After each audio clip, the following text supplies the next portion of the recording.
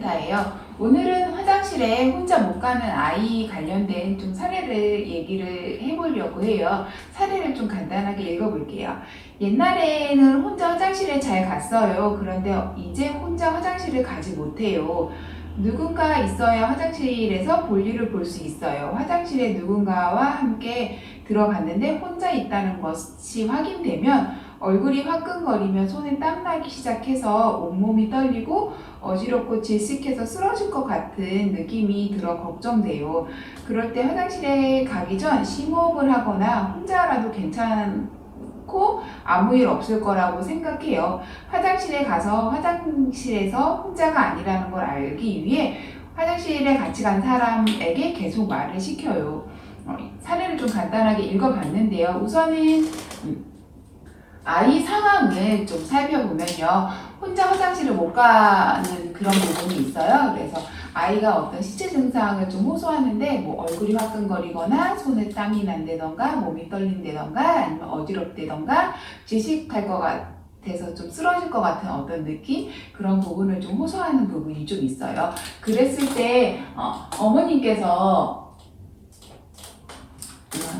화장실에 가기 전에 심호흡을 할 수 있게끔 해준다던가 아니면 혼자라도 괜찮다고 좀 얘기를 해준다던가 아니면 아무 일 없을 거라고 생각할 수 있게끔 해준다던가 아니면 혼자 가서 계속 말을 좀 걸어서 대화를 좀 한다던가 그런 방법을 좀 했었던 것 같아요. 그러면 우리 아이 좀 어떻게 하면 좀 좋은 방법에 대해서 좀 간단하게 좀 얘기를 나눠보면요.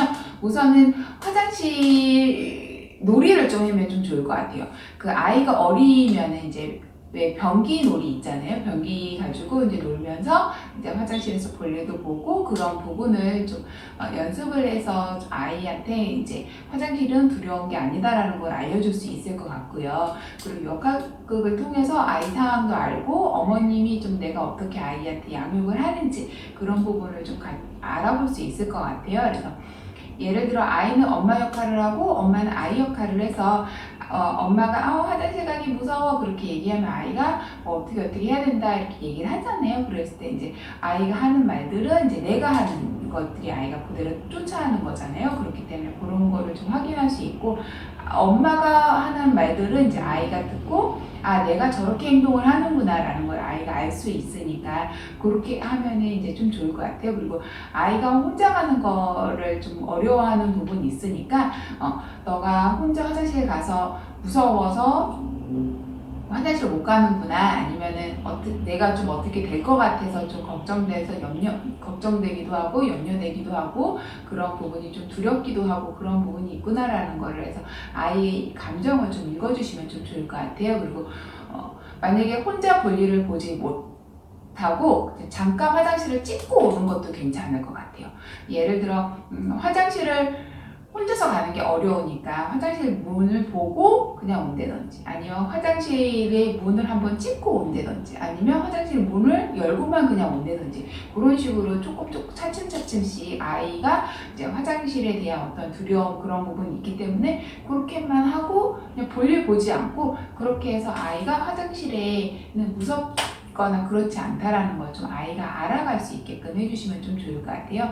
그리고 아이가 그렇게 했을 때 두려운 걸 하는 거잖아요. 아이가 무서운 걸 하는 거잖아요. 그렇기 때문에 아이한테 칭찬과 격려를 해주시면 좀 좋을 것 같아요. 그리고 아이가 너는 할 수 있어 라는 거를 본인 스스로 믿게끔 해주고 그 다음에 주변에서도 넌 할 수 있어 라고 아이한테 알려주면서 연습하면 괜찮아. 뭐 처음부터 잘하는 사람이 어디 있어 해서 아이가 스스로를 좀 믿을 수 있게끔 그렇게 해주시면 좀 좋을 것 같아요. 그리고 칭찬 스티커를 좀 활용하는 것도 어떻게 보면 한 가지 방법일 것 같아요. 그래서 그렇게 사용해 주시면 좀 좋을 것 같고요. 그리고 초조해하지 않게끔 아이한테 좀 어떤 환경을 좀 제시해 주시면 좋을 것 같아요. 혼자 못한다고 해서 불안할 거 없어.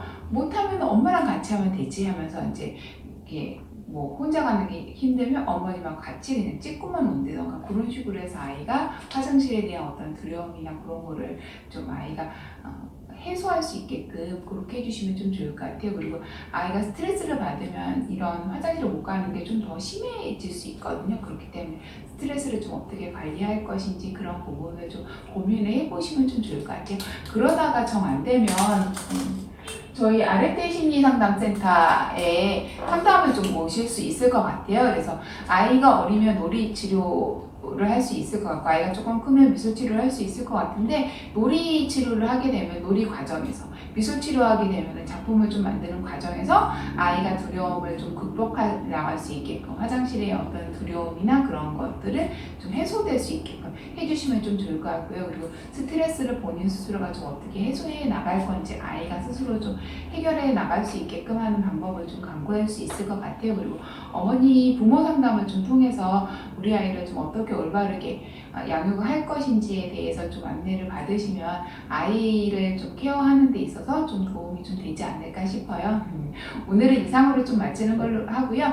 오늘은 이제 화장실 혼자 못 가는 아이에 관한 사례를 좀 간단하게 이야기를 좀 나눠봤어요. 우선은 아이가 화장실을 못 가기 때문에 아이의 감정을 좀 읽어줄 수 있다라는 거, 아이가 두려운 부분, 어려운 부분, 그 다음에 아이가 걱정되는 부분, 그런 마음들을 좀 읽어줄 수 있을 것 같고요. 그리고 화장실 놀이를 좀 통해서 무서움을 좀 극복해 나갈 수 있게끔 해줄 수 있는 방법, 그 다음에 역할 놀이를 좀 통해서 아이가 어떤 부분 때문에 무서워하고 있구나, 그리고 내가 아이한테 어떻게 좀 대하고 있구나 라는 거를 좀 알 수 있을 것 같아요. 그리고 아이가 놀이가 아니라 직접 한번 해본다고 한다면 서서히 아이가 좀 그 화장실 혼자 가는 거에 대해서 무서워하지 않게끔 그렇게 서서히 좀 두려운 거에 대한 어떤 노출을 해주시면 좀 좋을 것 같아요. 그리고 아이가 혼자서 볼 일을 못한다고 아이가 불안해하거나 초조해 한다면 그렇지 않아도 괜찮다라는 거 좀 알려주시면 좀 좋을 것 같아요. 그리고